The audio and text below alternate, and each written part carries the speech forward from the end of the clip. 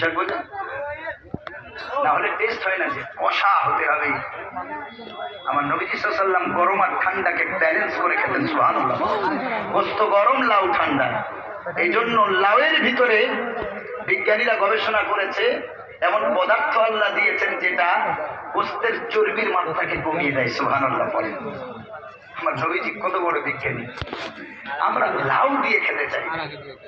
3 বেলা গোস্ত, নবীজি দুধ খেতেন, আমরা দুধ বাদ দিয়ে শুধু গোস্ত খাই। সালমান বাবাজি, আল্লাহ নবী সাল্লাল্লাহু আলাইহি ওয়াসাল্লাম, আল্লাহ নবী সাল্লাল্লাহু আলাইহি সাল্লাম বলেন কোরআনের মাধ্যমে, বান্দা শোন, কোরআন পড়বি তোর হাত থাকবে সুস্থ। জোরে বলেন সুবহান। 4 বছর আগে এমন একটা নায়কের নাম আপনাদের শোনাবো, বলিউডের শ্রেষ্ঠ নায়ক, মহানায়ক, যার নাম হলো অমিতাভ বচ্চন। কি নাম জানেন তো এই লোকটাকে? Emami mustard oil company, Emami কোম্পানির মাস্টার্ড অয়েলের আপনার অ্যাড দেয় এই অমিতাভ বচ্চন, আরো অনেক জিনিসের দেয়। বলিউডের সেরা নায়ক বলা হয় এনাকে। প্রতিদিন সকালবেলা কোরআন মাজিদ পড়ে, সুবহানাল্লাহ পড়ে। যদি বলেন মনিরুল ইসলাম, এটা কি একটু বাড়াবাড়ি হলো না? আল্লাহর কসম, 4 বছর আগে কলম পত্রিকায় যেই পেজটা আমি পড়েছিলাম ডকুমেন্টস হিসেবে, সেটা আমি কাটিং করে এখনো রেখে দিয়েছি, আমার কাছেই আছে। না তো উইদাউট রেফারেন্সে কোনো কথা বললে তো আমাকে ধরবে। এত বড় একটা মানুষের ব্যাপারে আমি কথা বলবো। হার্টের পেশেন্ট বহু ডাক্তার দেখালো, ইসিজি করলো, ইকো করলো, হার্টের যত টেস্ট আছে সব করলো। সব টেস্ট করার পরে বড় বড় দামি দামি ডাক্তার দেখিয়ে সুস্থ আর হয় না। হোমিওপ্যাথি ডাক্তারের, মুসলিম ডাক্তারের খোঁজ পেল, গিয়ে বললো, ডাক্তার বাবু শুনেছি আপনার কাছে মানুষ সুস্থ হচ্ছে, অনেকটা কিওর হচ্ছে, তাহলে আপনার কাছে এসেছি, আপনি সব রিপোর্ট এনেছে, একটু দেখেন। ডাক্তার বাবু সব রিপোর্ট দেখার পর বললো, এমন কোনো মেডিসিন নেই যা খেতে বাকি আছে। বললো, আমি একটা মেডিসিন দেব, ওটাকে অ্যাপ্লাই করতে হবে, তবে খাবার মেডিসিন না। আমি এমন একটা রিডিং বুক দেব, এটাকে তুমি সকাল সন্ধ্যা পড়বে, আর 1 সপ্তাহ পরে এসে আমাকে তুমি জানাবে কেমন আছো। অমিতাভ বচ্চন ভাবছে, এ আবার কেমন ডাক্তার রে ভাই, সায়েন্স নিয়ে ডাক্তার হয়েছে, এ মেডিসিন ছাড়া সব কি আধ্যাত্মিক জগতের কথা বলে। আশ্চর্য হয়ে বলছেন, ঠিক আছে আপনি যেহেতু বলছেন দিন। ডাক্তারবাবু একটা ইংরেজিতে ট্রান্সলেট করা কোরআন মাজিদ উপহার দিলেন, সুবহানাল্লাহ। এই জন্য আপনাদের, আমাদের নন মুসলিম যত ফ্রেন্ডস আছে, বন্ধু বান্ধব আছে, যদি কোরআন মাজিদ দিতে চান ইংরেজিতে অথবা ডাইরেক্ট বাংলাতে দেবেন। আরবি যেটা লেখা আছে, আরবির একটা ইজ্জত আছে, এই জন্য আরবি কোরআন দেবেন না। কোরআন পড়ার অধিকার সবার আছে না নাই? অবশ্যই আছে। বাংলাতে লেখা কোনো আরবি থাকবে না, পাওয়া যায়। আপনার যদি দিতে হয় ওই কিতাব উনি দেবেন, বাংলাতে লেখাগুলো দেবেন। অমিতাভ বচ্চন ইংরেজিতে কোরআন মাজিদ নিয়ে চলে গেলেন। ডাক্তার বাবু ওযুর একটু নিয়ম শিখিয়ে দিলেন, যে এটাও আপনার একটা ব্যায়াম, এটাও এক্সারসাইজ, আপনি এইভাবে ওযু করবেন, এইভাবে, এটাকে ওযু বলা হয় আমাদের ইসলাম ধর্মে। আপনি এইভাবে করবেন, তারপরে এই গ্রন্থটা পড়বেন। অমিতাভ বচ্চন 1 সপ্তাহ সকাল সন্ধ্যা পড়ে, এত ভালো লাগে, আত্মারা তো শান্তি হয়। 1 সপ্তাহ পর যেন নেশা হয়ে গেছে কোরআন পড়ার গো, সারাদিন পড়তেছে। ডাক্তার বলেছে সকালে 5 মিনিট, সন্ধ্যায় 5 মিনিট, সারাদিন রাত পড়ে। যত পড়ে তত মজা লাগে। কি জ্ঞানের কিতাব, জ্ঞানের সমুদ্র। 1 সপ্তাহ পরে ডাক্তার বাবুকে ধন্যবাদ জানিয়ে বলে, ডাক্তার বাবু আমি 80% বিনা মেডিসিনে ভালো আছি। যদি বলেন আচ্ছা এটা তো ডাক্তার বলেছে, কোরআনে কি আছে শোনেন, কোরআনের সেই আয়াত শোনাই। কোরআন পড়েন না, বোঝেন না, কোরআনের সেই আয়াত আজকে শোনাবো যেখানে হার্টের কথা বলা হয়েছে। রব্বুল আলামিন বলেন, আল্লাযীনা আমানু ইযা যুকিরাল্লাহু ওয়াজিলাত কুলুবুহুম ওয়া ইযা তুলিয়াত আলাইহিম আয়াতুহু যাদাতুহুম ঈমানা। আবার আল্লাহ রাব্বুল আলামিন বলেন, আলা বিযিকিরিল্লাহি তাতমাইন্নুল কুলুব। এই বাংলা বাংলাতে যেটাকে আপনারা হৃৎপিণ্ড বলেন, ইংরেজিতে কি নাম? হার্ট। এর আরবি কি নাম? কল্ব। আচ্ছা, এই হার্টের ইংরেজিতে কি বহুবচন হয়? আমার জানা নেই, আপনারা কেউ জানেন? হার্টের বহুবচন জানা আছে কারো? হৃৎপিণ্ড বাংলাতে বলি, এর বহুবচন আছে বাংলাতে? জি না। তাহলে আল্লাহ কোরআন মাজিদে কল্ব না বলে কুলুব কেন বললেন? কল্ব মানে হৃৎপিণ্ড, তো তার বহুবচন আল্লাহ কেন বললেন? এইখানেই তো চিন্তা করার ব্যাপার আছে। আল্লাহ তাআলা তো বলেছেন আফালা তাকিলুন, আফালা তাসমাউন, আফালা তাতাফাক্কারুন, আফালা তাতাদাব্বারুন। কোরআন নিয়ে গবেষণা করো, নিত্য নতুন থিওরি তোমরা খুঁজে পাবে। আমি চিন্তা করে দেখেছি, আমি একজন মেডিকেল সায়েন্সের ছাত্র হয়ে আপনাকে বলছি, এই কোরআন যখন গবেষণা করছিলাম তখন ভাবছিলাম যে কুলুব আল্লাহ কেন বললেন। পরবর্তীতে চিন্তা করলাম মেডিকেল সায়েন্স তারা লিখেছে এই হাতটাকে তারা 4 ভাগে বিভক্ত করেছে। সুবহানাল্লাহ পড়ে। হাতটাকে 4 ভাগে বিভক্ত করা হয়েছে। এরপরে আমি চিন্তা করলাম এই কারণে আল্লাহ কল্ব না বলে কুলুব বললেন, কারণ টোটাল হাতটা কোরআন মাজিদের পড়ার বরকতে আল্লাহ সুস্থ রাখেন। জোরে বলেন সুবহানাল্লাহ। না হলে আল্লাহ কল্ব বলতে পারতেন, তাতমাইন্নুল কল্ব বলতে পারতেন, আল্লাহ কুলুব কেন বললেন? সুবহানাল্লাহ।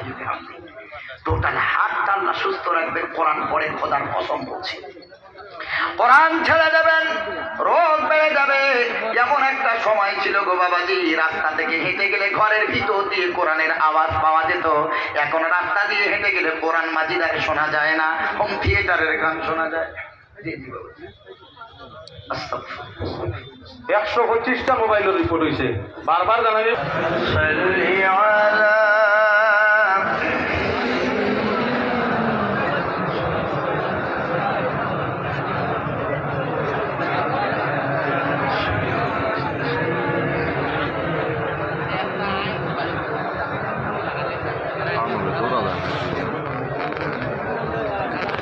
যে কথা বলছিলাম বাবাজি, কোরআন মাজিদ আমরা পড়বো ইনশাআল্লাহ।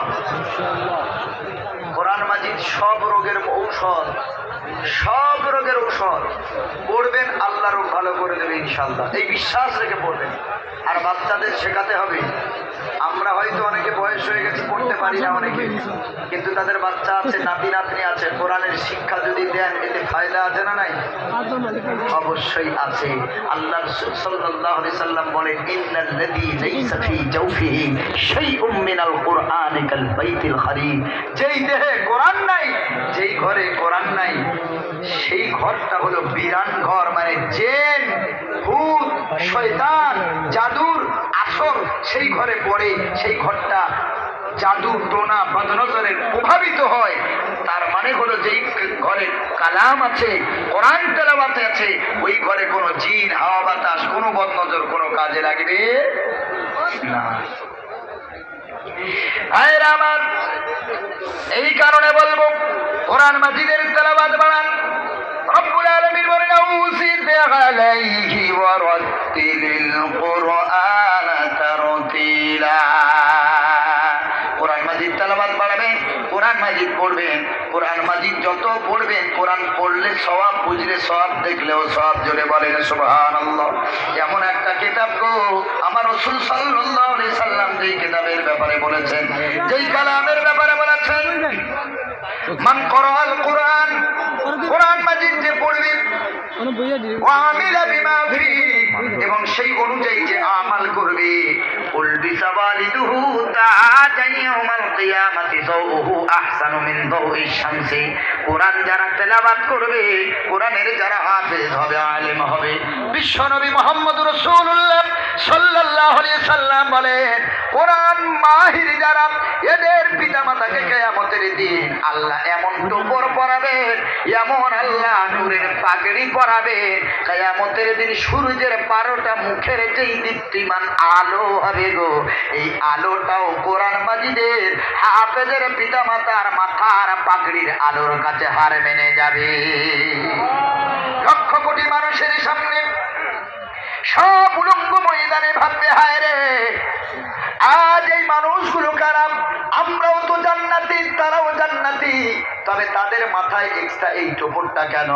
তাদের মাথায় এই রকম পাগড়ি কেন? সব দৌড় দিয়ে যাবে।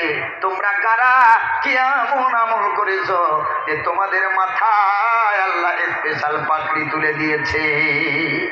ওই হাফেজের কোরআনের আব্বা মা তখন ঘুরে দাঁড়িয়ে বলবে, শোনো হে আল্লাহর বান্দা, পৃথিবীর বুকে তোমরা যেমন আমল করেছো আমরাও তেমন আমল করেছি, তবে আমাদের একটা ব্যক্তিগত আমল হলো, আমাদের পার্সোনাল আমল হলো, আমাদের কলিজার টুকরাকে বছরের পর বছর মাদ্রাসায় দিয়েছি।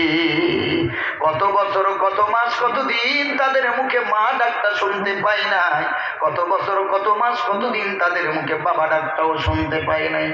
আদর করে খাওয়াতেও পারিনি, আদর করে কোলের কাছে টেনে নিতেও পারিনি। মনে হয়েছে ছেলেটা যদি কাছে থাকতো কত আদর করতাম। মাসের পর মাস, বছরের পর বছর, দিনের পর দিন, ঘন্টার পর ঘন্টা, মিনিটের পর মিনিট আমি মার আত্মার দিকে তাকিয়ে থাকতাম কখন আমার কলিজার টুকরা বাড়িতে ফিরবে। 1 মাস 2 মাস হয়ে যেত, ছেলেটা বাড়ি আসতো না। পাশের বাড়ির বাচ্চাটা যখন এসে মা বলে ডাক দিত স্কুল থেকে কলেজ হতে, আমি দাঁড়ায় তাকায় দেখতাম তার মা তার কাছে দৌড় দিয়ে গিয়ে তাকে কপালে আদর করতো, চুমা দিত। আমার ছেলেটা মাদ্রাসায় পড়ে, আমি তার কাছে পাই না তার মুখে তার জবান, আমি মা ডাকটাও শুনতে পাই না। আমি ওই পরের বাচ্চার মুখে তার মাকে মা বলে ডাক শুনে আব্বুকে আব্বু বলে যখন ডাকে আমার কলিজা তখন ছেড়ে যায়। আজ আমার কলিজার টুকরা যদি আমার কাছে থাকতো, আমাকেও মা বলে ডাকতো, আব্বু বলে ডাকতো, আমিও তার একটু আদর করতে পারতাম। এই কেমন বাসিস, বছরের পর বছর, মাসের পর মাস আমি তাদের আদর করতে পারিনি রে। মাদ্রাসায় আমার ছেলেটাকে দিয়েছিলাম, হাফেজে কোরআন বানিয়েছি, আলেমে দ্বীন বানিয়েছি। আমার বাচ্চাটা জানি অনেক কষ্টে আছে, ভালো খাওয়াও পায় না। যখন মনে ইচ্ছা হবে আমার ছেলেটা বিরিয়ানি পাবে না, যদি খাওয়ার মন চায়, আমার বাচ্চাটা যদি মনে করে আমি একটু পোলাও খাবো, আমার বাচ্চার ইচ্ছার কোনো মূল্য দেওয়া হবে না। পৃথিবীর যত মা বাপ সন্তানকে মাদ্রাসায় যারা দিয়েছেন, বুকে হাত রেখে বলবি আমিও তো এক সন্তানের বাবা, আমারও তো আব্বা বেঁচে আছে, আমাদেরকেও তো আলেম করেছে 2 ভাইকে। এই মুসলমান, এত সহজে আলেম হওয়া যায় না, এত সহজে কোরআনের হাফেজ হওয়া যায় না গো। আব্বা মার কুইন্টাল চোখের পানি চলে যায়। রাত্রেবেলা যখন বিছানায় ঘুমায় বাচ্চাটারে দেখতে পায় না, বাচ্চার কথা মনে ওঠে। মোবাইলও করার সুযোগ নাই, যখন তখন বাচ্চার সাথে কথা বলবে। ওরে মুসলমান, বাচ্চাটা ভালো মন্দ খেতে পায় না বলে অনেক বাবা মাও খায় না। গোস্ত খেতে যাবে মনে উঠবে আমার ছেলেটা যদি থাকতো, আমার কলিজার টুকরা যদি থাকতো, আমি খেতে পারতাম, কি খাওয়াতে পারতাম। ইলিশ মাছ খেতে গেলেও মনে উঠবে আমার কলিজার টুকরা যদি থাকতো, তাকে একটু আদর করে খাওয়াতে পারতাম। ও মুসলমান বাবাজি, কত মাদ্রাসায় এতিম বাচ্চারা পড়ে গো, যাদের মাও নাই বাবাও নাই, বড় এতিম। কত কোটিপতির ছেলেরাও পড়ে, লাখপতির ছেলেরাও পড়ে, গরিবের ছেলেরাও পড়ে, বহু এতিম বাচ্চারাও তারাও মাদ্রাসায় লেখাপড়া করে। কত বাচ্চার মা নাই, কত বাচ্চার বাবা নাই, কত বাচ্চার বাবাও নাই মাও নাই, উভয়টাই নাই, বড় এতিম। কারোর খালু আব্বা তার দেখভাল করার দায়িত্ব নিয়েছে, কারোর চাচা তার দেখার দায়িত্ব নিয়েছে, কারোর খালা তার দায়িত্ব নিয়েছে, কিন্তু নিজের বাচ্চাকে যেমন মহব্বত করে পরের বাচ্চাটাও তো সেই মহব্বত পাবে না। মুসলমান বাবাজি, মাদ্রাসার বাচ্চাদের কত কষ্ট গো মুসলমান। এলাকায় যদি আল্লাহ রহম করে থাকেন, দয়া করে থাকেন, এলাকার চাষিদের ফলন যদি ভালো হয়, আমি মনিরুল ইসলাম বলে যাচ্ছি, এই মাদ্রাসার কারণে কোরআনের বরকতে আল্লাহ এলাকায় রহমত বর্ষণ করে। যে এলাকায় আলেমদের ইজ্জত করা হয়, যে এলাকায় মাদ্রাসাকে মহব্বত করা হয়, যে এলাকায় কোরআনের হাফেজদেরকে মহব্বত করা হয়, যেই এলাকায় উস্তাদদের মহব্বত করা হয়, আমার নবীজি সাল্লাল্লাহু আলাইহি সাল্লাম বলেছেন ওই এলাকায় আল্লাহ তাআলা গজব উঠিয়ে রহমত বর্ষণ করে। আলেমদের বিরোধিতা না, বহু কষ্ট করলে তবে আলেম হওয়া যায় গো। কত মানুষ বিরোধিতা করো, কত মানুষ মাদ্রাসার বিপক্ষে কথা বলো, আলেমদের বিপক্ষে কথা বলো, জবান পড়ার আগে আল্লাহ প্যারালাইজ করে দেবেন, কালেমা পড়ার সুযোগও দেবে না। আলেমদের ভুলগুলো দেখতে পান, কিন্তু কিন্তু আলেমেরা ভুল করার পর পিছনে যে তওবা করে কান্না করে, এই কান্নাটা আপনাদের দেখা পান না। আলেম যদি একটা ভুল করে অনেক হাইলাইট হয়ে যায়। আপনার নিজের ভাই, নিজের সন্তান হাজার অপরাধ করেছে, এমন অপরাধ করেছে যে গ্রামের মানুষ জানলে আপনার ছেলেটা হয় গলায় দড়ি দিতে হবে, নয় যে কোনোভাবে সুইসাইড করতে হবে। আপনি বাবা মা জানার পরেও ছেলের অপরাধটাকে আপনি আপনার বাবা মায়ের মহব্বতের চাদর দিয়ে ঢেকে দিলেন, এলাকায় প্রকাশ করলেন না। মাদ্রাসার হুজুর, মসজিদের ইমাম, ওলামায়ে কেরাম, আমরাও তো মানুষ, আমাদেরও তো ভুল হয়। আমাদের ভুলগুলো হাইলাইট হয় গ্রামের চায়ের দোকানে বসে বলল হুজুর এই করেছে সেই করেছে, হুজুর ভালো না, ইমাম ভালো না।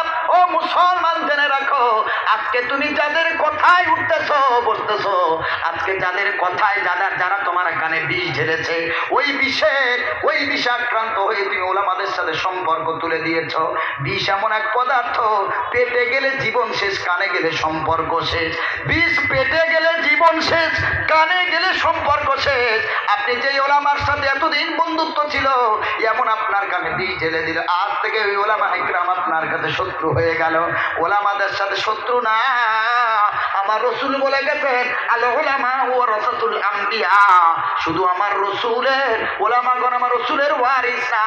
আদম নবী থেকে আমার নবী পর্যন্ত যত নবীগণ আম্বিয়াগণ এসেছেন, সব নবীদের ওয়ারিস হলেন আলেমেরা। আল্লাহ রাব্বুল আলামিন বলেন কুনু মা'আস সাদিকিন, সত্যবাদীদের সাথে থাকো, আলেমের সাথে থাকো। আল্লাহর নবী সাল্লাল্লাহু আলাইহি ওয়াসাল্লাম বলেন কোন আলেমান, যদি পারো তো আলেম হও, আও মুতাআল্লিমান, তা যদি না পারো তো তাদের ছাত্র হও, তা যদি না পারো তো মুহিব্বান, আলেমকে কলিজা দিয়ে ভালোবাসো। আলেমকে ভালোবাসার কথা রাসূল বলে গেছেন। ভালো যদি নাও বাসতে পারো, রাসূল 4 নম্বরে বললেন আও মুস্তামিআন, আলেমের জলসা শোনো, আলেমের কথা শোনো, আলেমের কথা শোনো, আলেমের তালিম শোনো। কিন্তু ফালা তাকুনিল খামিস, 5 নম্বর হয় না, 4-এর যে কোনো একটা করো, হয় আলেম হও, নয় মুতাআল্লিম হও, ছাত্র হও, নয় মুহাক্কাতকারী হও, না হয় তুমি সুন্নেওয়ালা বেনে যাও। এই 4-এর কোনো একটা বাদ দিয়ে তুমি 5 নম্বরে খোঁজ করো না, ফালাকা, যদি খোঁজ করো তো ধ্বংস অনিবার্য। ও মুসলমান, আলেমের সাথে বন্ধুত্ব যদি না বানাও, পৃথিবীর নেতাদের সাথে বন্ধুত্ব বানাবে, মদখোরের সাথে বন্ধুত্ব বানাবে, তাদের কথায় আলেমের বিরোধিতা করবে। আল্লাহ রাব্বুল আলামিন এই কথাও কোরআন মাজিদে বলেন রব্বানা ইন্না আতাগানা সাদাতানা ওয়া কুবারানা ফাআদাল্লুনা সাবিলা। আজ আপনি যাদের কথায় আলেমের বিরোধিতা করেছেন, মাদ্রাসার বিরোধিতা করেছেন, কোরআনের বিরোধিতা করেছেন, যার কথায় আজকে আল্লাহর ওলিদের বিরোধিতা করেছেন, হাক্কানি পীরদের বিরোধিতা করেছেন, আল্লাহর কসম, যাদের কথায় আজকে বিরোধিতা করলেন, এই যাদের কথায় বিরোধিতা করেছেন, আপনি কিয়ামতে গিয়ে আল্লাহর দরবারে নালিশ জানাবেন। আল্লাহ ইন্না আতানা সাদাতানা, পৃথিবীতে আমাদের নেতাদের আনুগত্য করেছি, ওয়া কুবারানা, আমাদের সিনিয়রদের কথা মেনেছি, অন্যদের কথা মেনে আলেম বিদ্বেষী হয়েছি, ইসলাম বিদ্বেষী হয়েছি, কোরআন বিদ্বেষী হয়েছি। আয় আল্লাহ ফাদাল্লুনা সাবিলা, যারা আমাদের, যাদের কথায় আমরা আজকে জাহান্নামে এলাম, আমরাও ধ্বংস হয়েছি, পথভ্রষ্ট হয়েছি, আর তারা আমাদেরকে পথভ্রষ্ট করেছে। আল্লাহর কাছে এবার বলবে আল্লাহ রব্বানা আতিহিম দুইফাইনি মিনাল আযাব ওয়ালআনহুম লানান কাবীরা। আপনি যার কথায় আলেমের বিরোধিতা করেছেন, কিয়ামতের দিন আপনি বলবেন আল্লাহ আমরা আলেমের পরামর্শ না মেনে আমরা জালেমের পরামর্শ মেনেছিলাম, আমরা সাধারণ মানুষের পরামর্শ মেনেছিলাম, নিজের বুদ্ধি বিবেক না খাটিয়ে পরের বুদ্ধিতে চলেছি। ও আল্লাহ আতিহিম দুইফাইনি মিনাল আযাব, আজকে তো আমরা আযাবে পতিত হয়েছি, কিন্তু আপনার কাছে একটা দোয়া চাই, যাদের কথা শুনে আজকে জাহান্নামে এসেছি, আমাদেরকে যেই আযাব দেবেন দুইফাইনি মিনাল আযাব, তার ডবল আযাব তাদেরকে দান করবে। আজ পৃথিবীতে আলেম ছেড়ে আপনি যাদের যাদের তাবেদারি করছেন, গোলামি করছেন, খোদার কসম আপনি কিয়ামতে বলবেন আল্লাহ আলেমের বিরোধিতা করে তো জাহান্নামে এসেছি, তবে যাদের কথায় বিরোধিতা করেছি আজকে তো আমরা জাহান্নামে এসেছি। যাদের কথাই এসেছি আমাদের যেই আযাব দেবেন ডবল আযাব তাদেরকে দেবেন, ওয়ালআনহুম লানান কাবীরা, তাদেরকে বড় অভিশাপ করুন আপনি। সেদিন আপনাকে কে বাঁচাবে? সেদিন আপনাকে আপনার নেতা বাঁচাতে আসবে না, আপনার সিনিয়র বাঁচাতে আসবে না, এই আলেম সেদিন আপনার সামনে দাঁড়াবে। সুবহানাল্লাহ। আল্লাহর নবী সাল্লাল্লাহু আলাইহি ওয়াসাল্লাম বলেন, একজন কোরআনের হাফেজ, আমলওয়ালা হাফেজ, কিয়ামতের দিন যাদের টাকা খেয়ে সাদকা যাকাত দান কে যারা হাফেজ হয়েছে, আলেম হয়েছে, কিয়ামতের দিন আপনার জাহান্নামের ওয়ার্ডার আল্লাহ দিয়ে দেবে। হাফেজ ছেলেটা উঠে দাঁড়িয়ে হাতটা খপ করে ধরে বলবেন, একটু দাঁড়ান, আল্লাহর সাথে একটু কথা আছে। আল্লাহর কাছে বলবেন, আল্লাহ আজকে এনাদের যাকাতের টাকায়, ফিতরার টাকায়, দানের টাকায়, সাদকার টাকায় আমরা কে হাফেজ হয়েছি, আলেম হয়েছি, অন্তত আমাদের এই হাফেজ আলেম হওয়ার ওসিলা করে এদেরকে আপনি ক্ষমা করে দেন।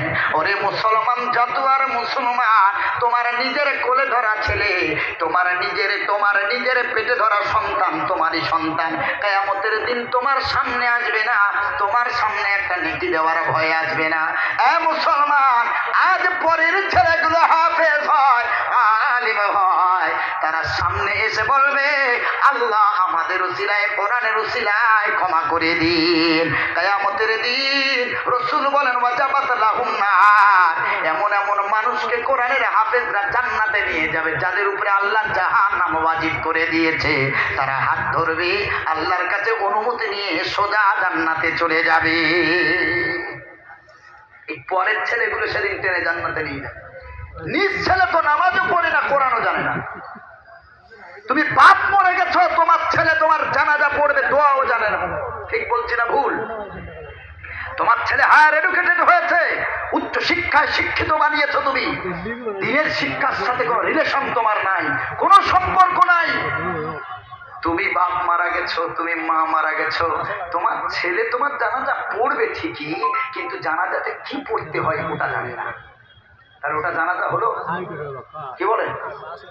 ছেলে ডাক্তার, মাস্টার, উকিল, ইঞ্জিনিয়ার, সাংবাদিক, সাহিত্যিক, ব্যারিস্টার সব করেছেন, জানাজার নামাজ জানে না। তো বাপ মরে গেছে, কি পড়াবে ও? ওই রকম কুলাঙ্গার সন্তান থাকার থেকে না থাকা উত্তম। অথচ একটা গরিব ছেলেটা, বেশি খরচ হয় না, ওই ছেলেটা কোরআনের হাফেজ হয়েছে গো। হুজুরের কাছে ফোন চলে গেল, বাবা ইমিডিয়েটলি তোমার বাড়ি যেতে হবে। ছেলে মনে করলো ছুটি চেয়েও তো পাই না, তো হুজুর ইচ্ছা করে ছুটি কেন দেয়?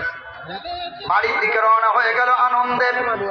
আজ ছুটি দিয়েছে হুজুর, ইচ্ছা করে আমাকে নিজের থেকে ছুটি দিয়েছে, অনেক আনন্দ নিয়ে ঘরের দিকে যায়। ঘরে ঢোকার আগে দেখে গ্রামের সব মানুষেরা তারা ঘরের সামনে হাজির। কি ব্যাপার? বোনের কি বিয়ে হবে?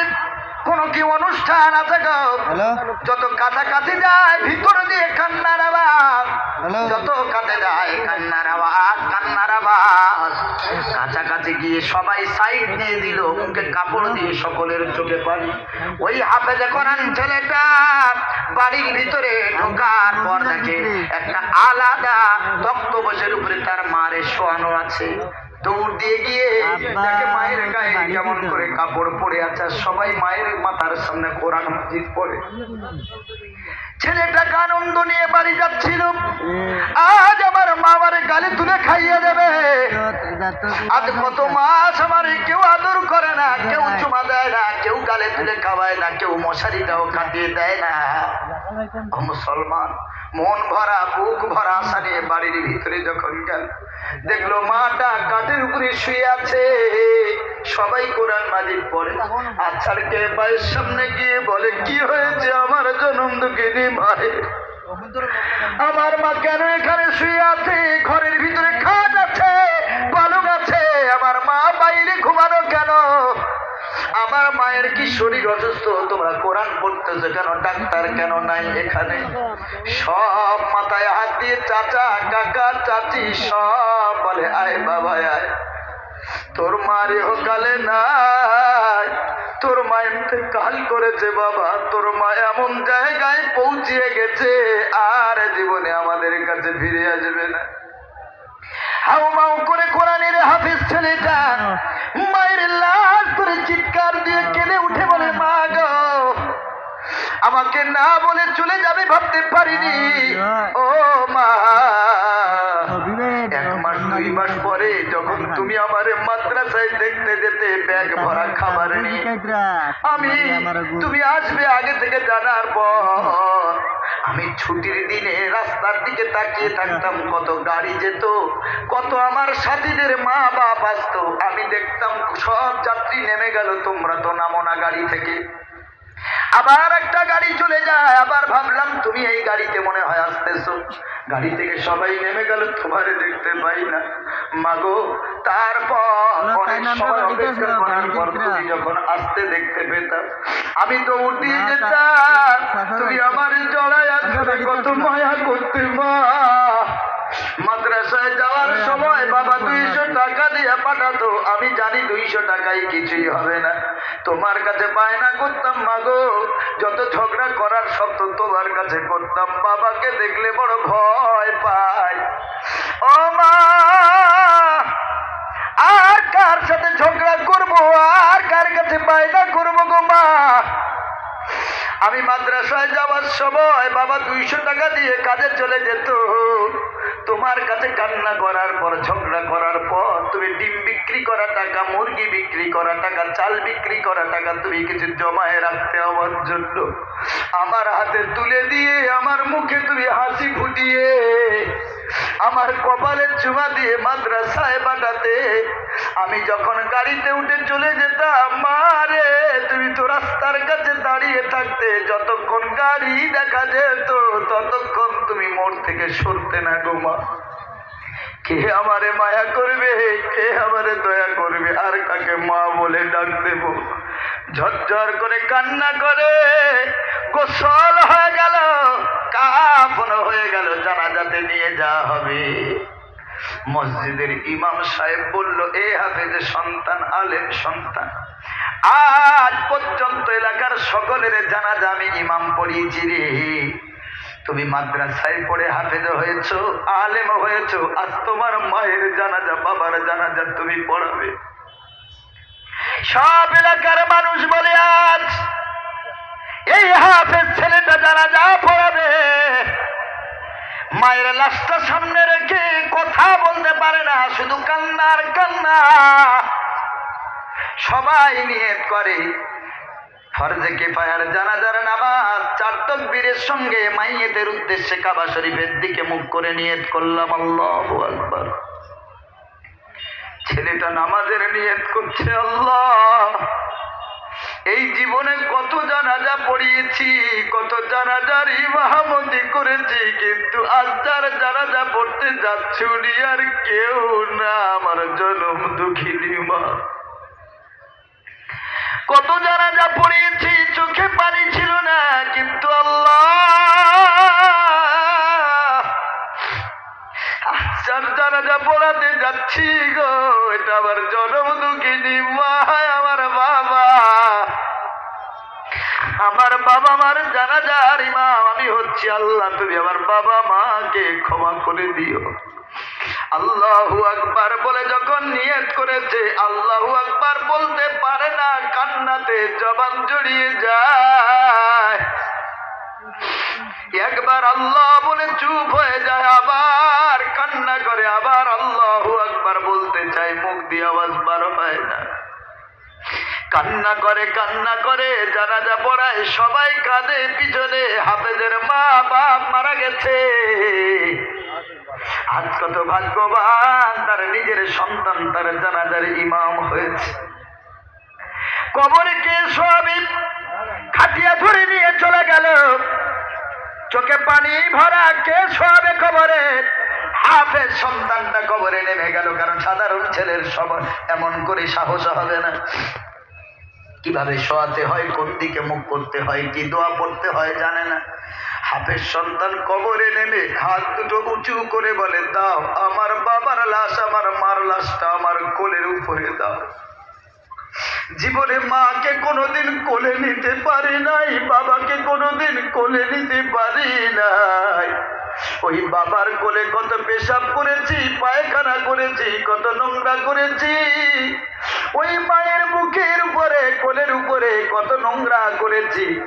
কত বছর কোলে পিঠে করে নিয়ে আমাকে মানুষ করেছে। জীবনে আমার মা তারে কোলে নেওয়ার মতো সুযোগ আমার হয় নাই। আমার বাবাকে কোলে নেওয়ার মতো সুযোগ হলো না। আজকে আল্লাহ সুযোগ করে দিয়েছে, আমার মরা মায়ের লাশ আমার হাতে দাও, আমি শেষবারের মতো কোলে নিতে চাই। হাফেজ ছেলেটা আব্বা মায়ের লাশ কোলে নিয়ে হাউমাউ করে কাঁদে, পশ্চিমে মুখ করে শুইয়ে দিয়ে কপালে চুমা দিয়ে উঠে আসে, সবাই মাটি দিয়ে চলে যায়, ছেলেটা আর যায় না, আল্লাহর কাছে কাঁদে। ও মুসলমান বাবাজি, আজ তারা হাফেজের বাবা হয়েছ, আজ তারা হাফেজের মা হয়েছ, আমি বলে যাই আপনাদের মতো ধন্য পৃথিবীর মাটিতে আর কেউ নাই গো। কিয়ামতের দিন, মুসিবতের দিন আপনার মাথায় আল্লাহ এমন তাজ দেবেন এই হাফেজ সন্তানের বরকতে।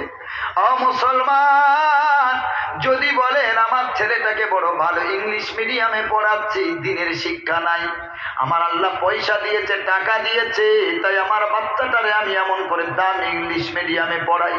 আপনাদের কাছে প্রশ্ন করি, বক্তাদের টাকা তো আল্লাহ কম দেয় নাই, প্রতি মাসে 3 থেকে 3.5 লক্ষ টাকা এক এক বক্তার তো রোজগার, তো তার ছেলেটা কেন মাদ্রাসায় পড়ে? অন্য কোনো কারণ না।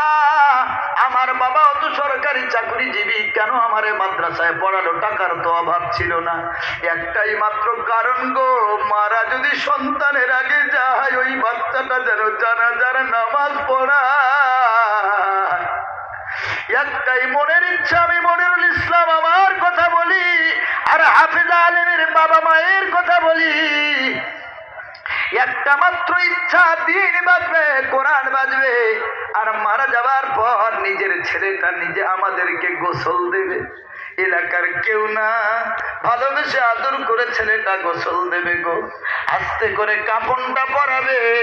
এই ইচ্ছায় ছেলেদেরকে মাদ্রাসায় দিয়েছি, যাতে করে তারা আলেম হয়, দিনদার হয়।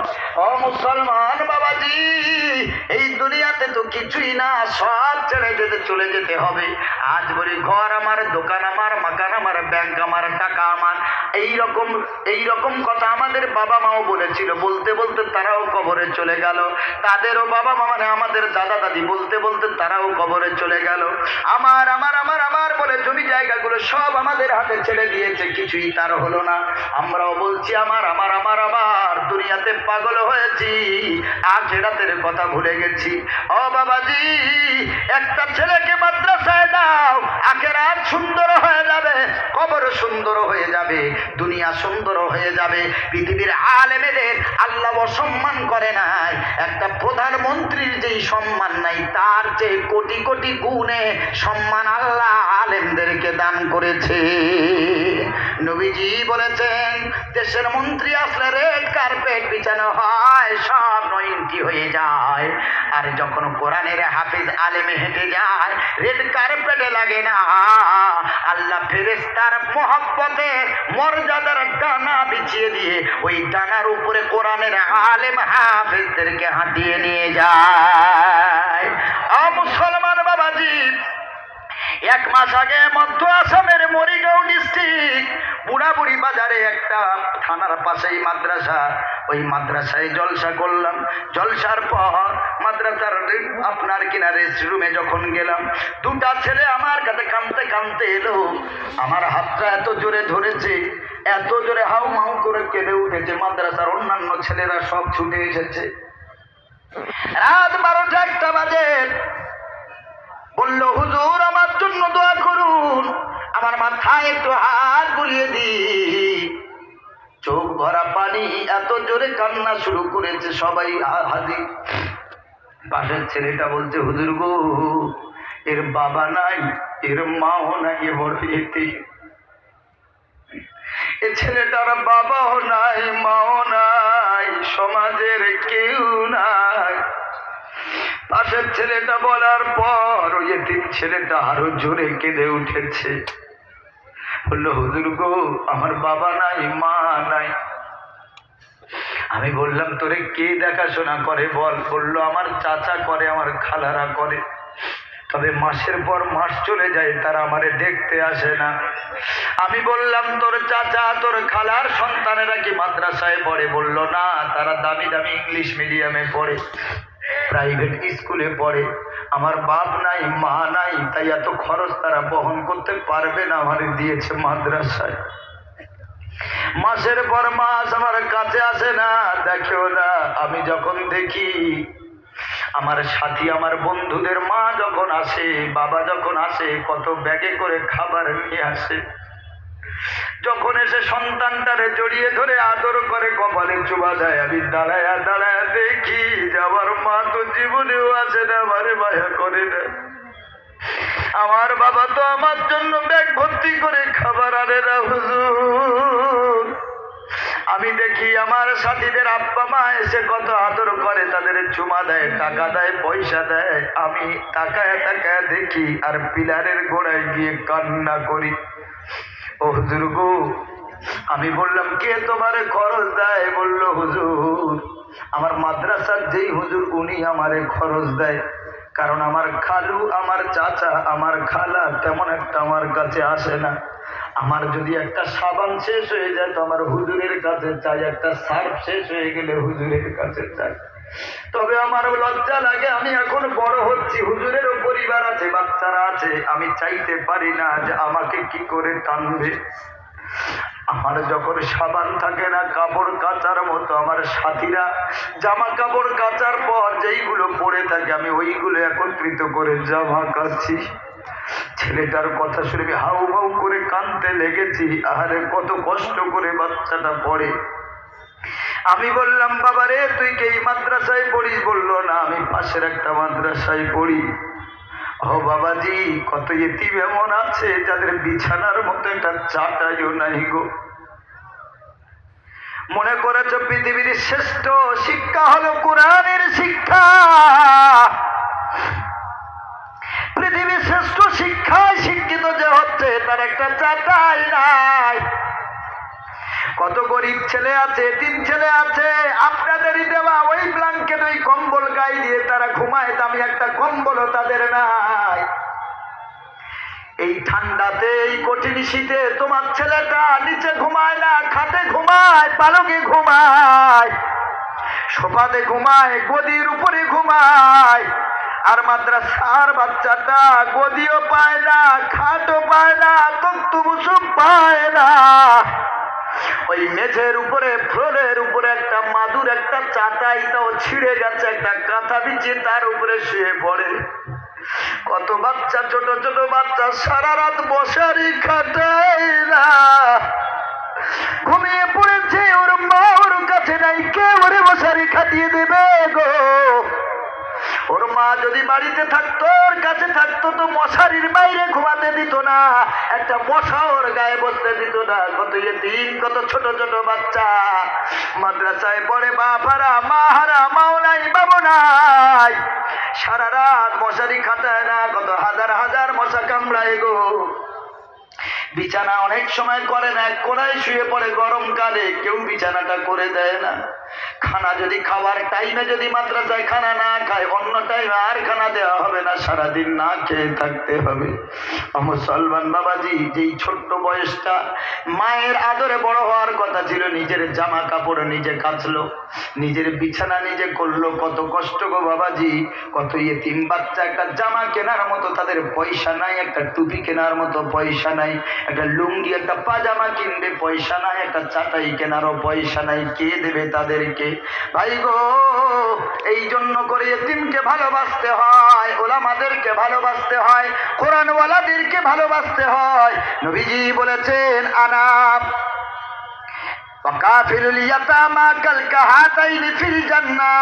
দয়ার নবী বলেছেন আমি নবী, এবং এতিমকে যারা ভালোবাসবে ওই মানুষ জান্নাতে পাশাপাশি থাকবো। আমার দয়ার নবী সাল্লাল্লাহু আলাইহি সাল্লাম ঈদের নামাজ পড়াতে যাচ্ছেন, একটা বাচ্চা বসে কাঁদে, বালক নবীজি বলেন কি নাম? বললো জায়েদ। বাবার নাম কি? বললো হারেস। আজ ঈদের দিন তোমার গায়ে কেন নতুন কাপড় নাই, ছেঁড়া জামা কেন? ইয়া রাসূলুল্লাহ, আমার বাবা নাই, আমার বাবা শহীদ হয়ে গেছে। আমার মা দ্বিতীয় বিয়ে করেছে। আমার এই সৎ বাপ আমাকে মারে, আমার মাকেও মারে, আমাকে দেখতে পারে না। আমার মা ঈদের দিন, ঈদের আগের দিন ভোরের বেলা আমারে তুলে দিয়ে মদিনার রাস্তায় বসিয়ে দিয়েছে, আর বলেছে যতক্ষণ নবীকে না পাবি তোর কষ্টের কথা কাউকে বলবি না। ইয়া রাসূলুল্লাহ, আমি বাবারা মাহারা, আমার মা যদি আমার একটু ভালোবাসে, তোমার বাপ আমার মাকে মারে, আমার মাকে কষ্ট দেয়।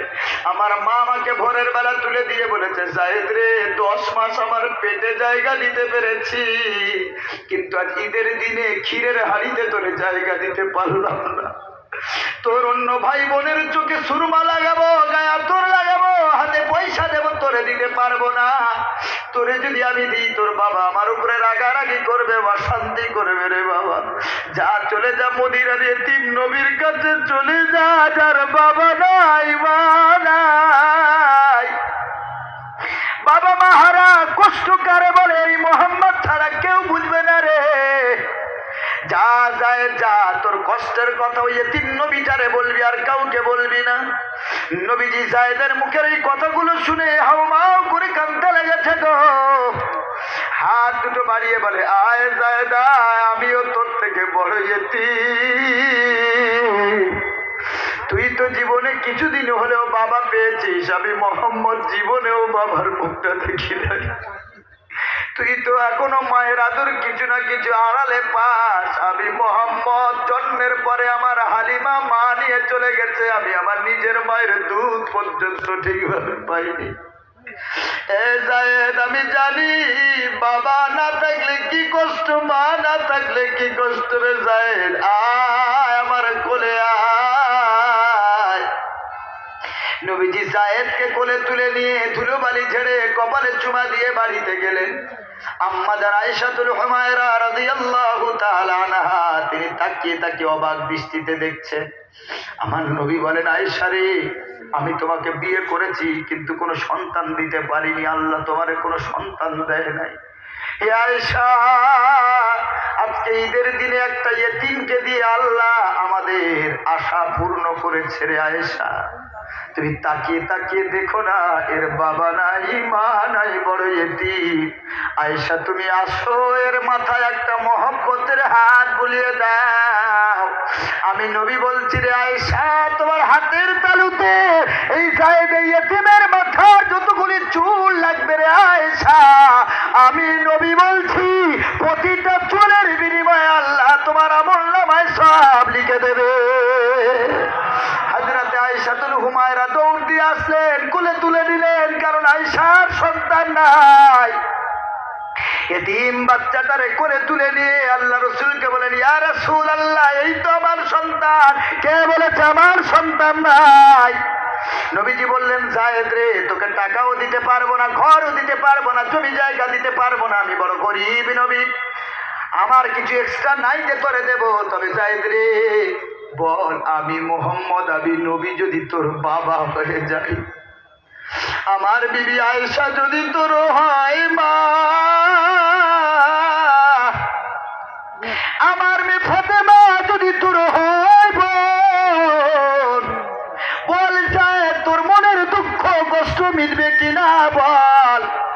জায়েদ কান্না থামিয়ে বলেন, ইয়া রাসূলুল্লাহ, ইয়া হাবিবাল্লাহ, জমি পে, জায়গা পে, টাকা পেও আমি আমার মরা বাপকে ভুলতে পারতাম না, মাকেও ভুলতে পারতাম না।